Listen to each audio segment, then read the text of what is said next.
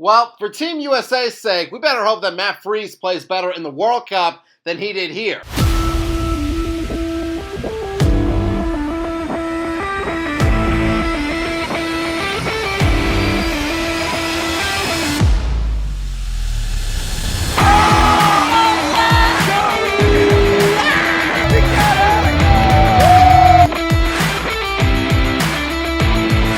What's up, everybody? Team Fanatic here. Hope you all are having a fantastic day, and welcome to another post-game reaction. In this one, I'm continuing my coverage of my boys in gold, Nashville SC. It's a good time to be a Nashville fan. Let me tell you right now. I feel good. I feel great. This is easy.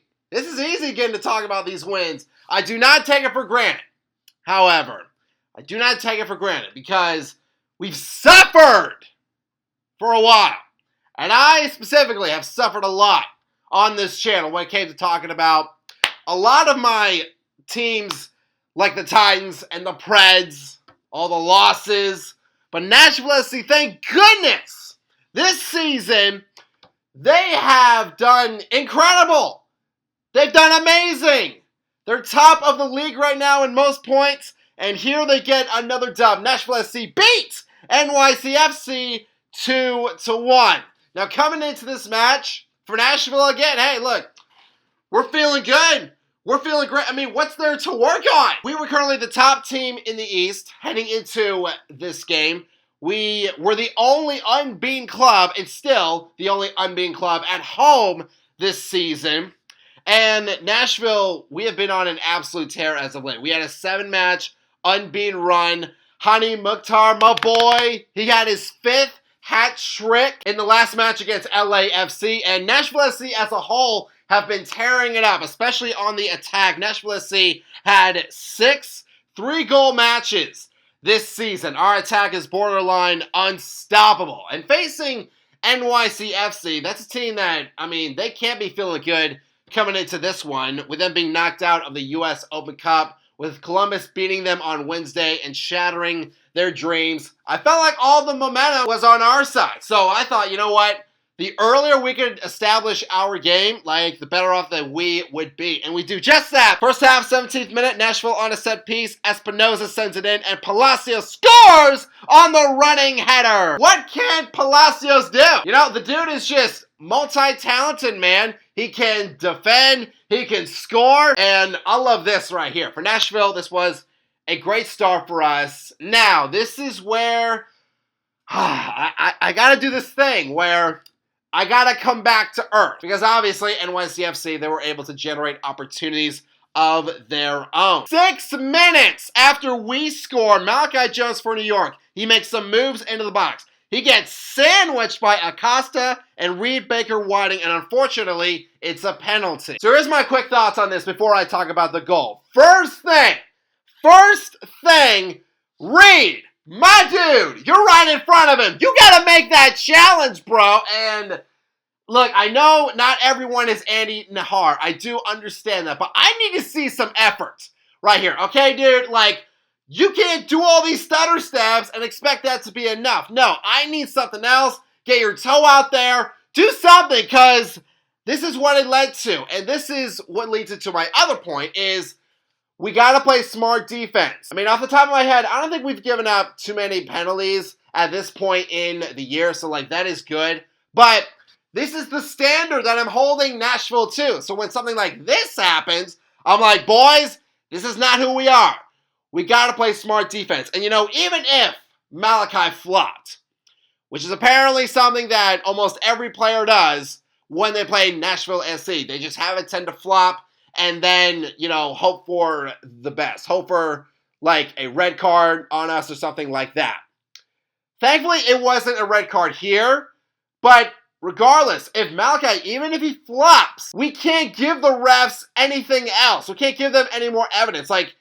If it's a 2-on-1 and Malachi is getting squished, they're going to call that. And then Fernandez from the spot, he shoots and he scores to tie up the game. So going into the first half, I was feeling like a mixed bag here. For Nashville, we had 60% of the possession, which is good, but I've talked about, especially in recent videos, I've talked about the importance of taking advantage of all that possession. And yes, we did do that. In some cases, we did get the goal, but New York, they had an XG of 1.08. They had 5 shots, and 2 of them were on target. So, it was neck and neck. Second half, we had to come back out there, have a strong start, and we do! 49th minute, after a set piece, Nashville able to keep this ball in. Acosta fires, and Waletsy scores on the jumping header. And what a way for Waletsy to get his first goal in gold, man. Good for him. You know what? I'm just going to throw it out there. Waletsy and Palacios, they have to be the best center back duo in all of MLS, because they are doing so many things to help us. Not just on the defense, but now on the attack as well. On set pieces, keeping those balls in, and just giving us more chances to score, and they do here. And thankfully, that would be the game winner once again, Nashville, with yet another win. We keep on rolling, baby. I love it! Woo! Folks, I gotta be honest. I think we're witnessing something historic here. I don't believe that this is just a case where, we're just feeling good and, we're playing good. No. I feel like we're on the verge of history. And there's already history been made with Nashville SC as we head into the World Cup break. Nashville SC, through 14 matches, have scored 33 points. And to put that in comparison, that is the third best start through 14 matches in the history of MLS. Nashville joins the ranks of giants. The only 2 clubs that had better starts than us through 14 matches were the Philadelphia Union in 2020. They had 34 points through 14 matches. And the Philadelphia Union, they won the 2020 Supporters Shield, and they reached the Eastern Conference Final. The other team was Toronto FC, also in 2020. They had 37 points through 14 matches. They finished the regular season with the second best record in MLS, and they reached the 2020 MLS Cup Final. So the fortunes for Nashville SC are looking really good right now. So boys, heading into the World Cup, for those competing for their respective countries, I wish them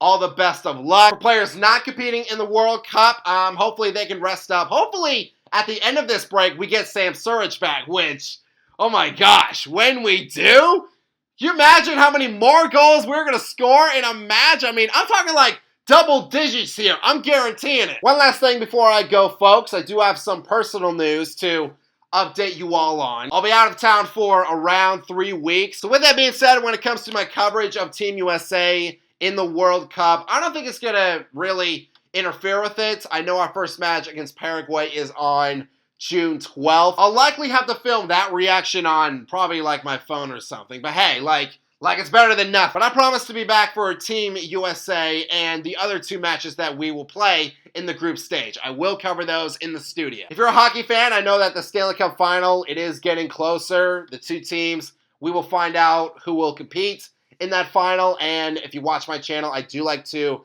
give my predictions and reactions to those games. When they announce the schedule for the Cup Final, I'll be sure to update you all on what you can expect from me, where I'll be filming those videos, and when you can expect them out. But for Nashville SC, for the club, let's enjoy this break. And when Sam gets back, let's continue to tear it out. But fans, that is going to do it for this post-game reaction. Thank you all so much for watching. If you all enjoyed this video, hit that subscribe button, hit that bell, and you can join our Fanatic Army. And hearty salutes to all of you as always, and I hope that all of you have a fantastic day. Go boys and go!